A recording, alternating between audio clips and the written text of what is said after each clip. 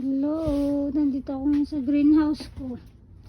Magpupunla ako ng salad ng mga lettuce.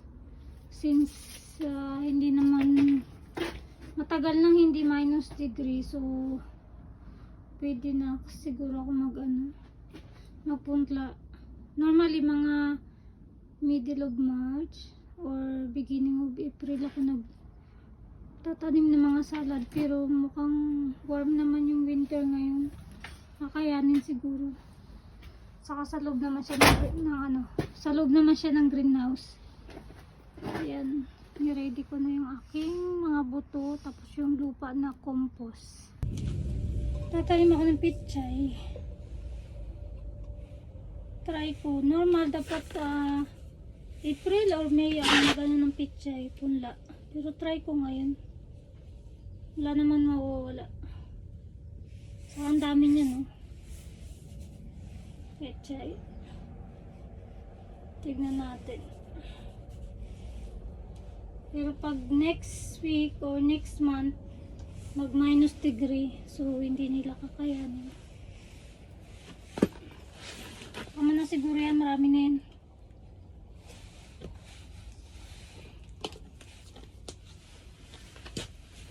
Next naman natin ito yung lettuce na ito.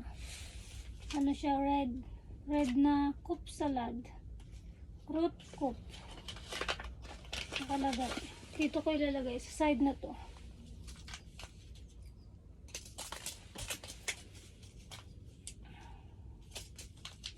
Ano ba ito?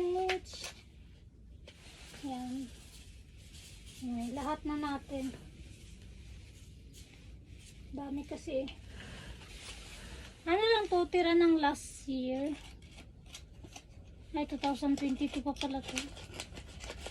Tignan nyo, hindi. 3 taon din siya. 2022 pa. Then, ito naman yung Nuesli salad. Ito yung salad na to. Sa kabilang side ko naman siya ipupunla. Ako ipupunla yung Nuesli salad. Sabog lang natin dyan. Tubo na rin yun. Nilahat ko na rin.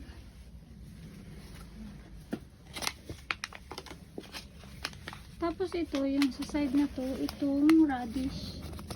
Yung tinatawag namin ditong radish. Ito, dito sa side na ito. Sa radishli naman, sa radish, kailangan medyo nakabaon siya.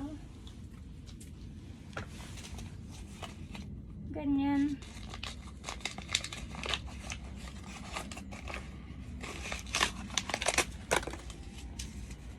Yung buto nito, parang lang.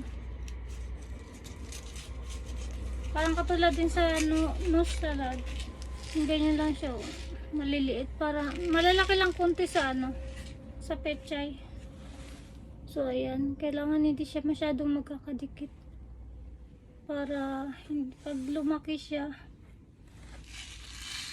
hindi sila mag-aagawan ng ay, ang hirap ng sustansya.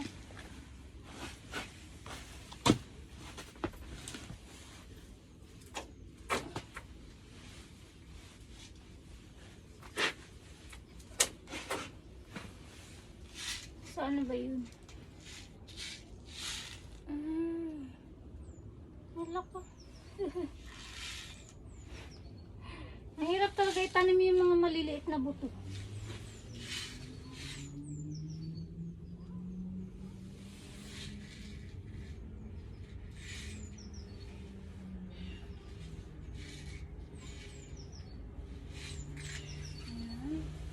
Tapos, isang linya naman. Another line. Ito hindi masyadong malamig ngayon. Kaninang umaga na sa 5 degrees lang. Hindi na yun malamig. Compared sa minus degree. Ayan. Itong radish na to, madali lang to tumubo.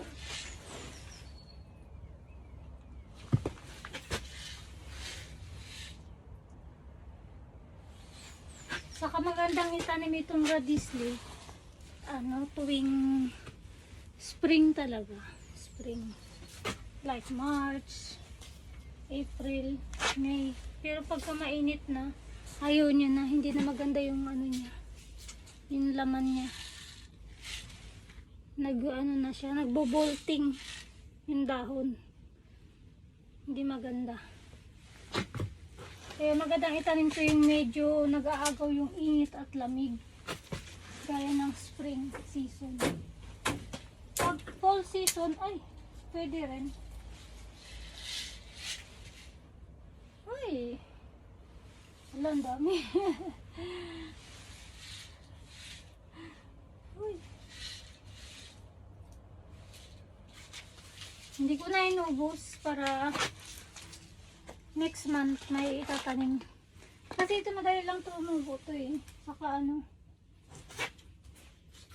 mga ano lang yan. Ang radishly, mga 2 months lang yan. Tubo na siya. Ay ano na siya, ma-harvest na. 2 months. More or less, ganyan. Tubo, ano na siya, maka-harvest ka na. Saka hindi siya pwedeng patagalin sa lupa kasi titigas. Kailangan pag ready to harvest na, i-harvest mo na. So, ayan. Itiligan na ang mga tanim. Yan lang.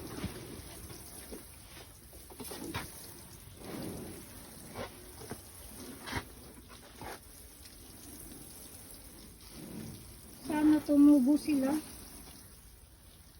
Ito lang yata. Kuha pa ko na isa pang galon. O kasya lang. Sana tumubo sila. Dagdagan ko pa siguro. Para basang-basa yung lupa. So, ito na. Tapos na ako. Yan. Hoping na tumubo sila. Yan. Ang ganda ng bagong ano, glass. Mas matibay ito. Kasi nasira na yung aking bubong. So pinalitan ng aking asawa. Yan, ganda ng pinalit niya. So yan lang. Bye bye.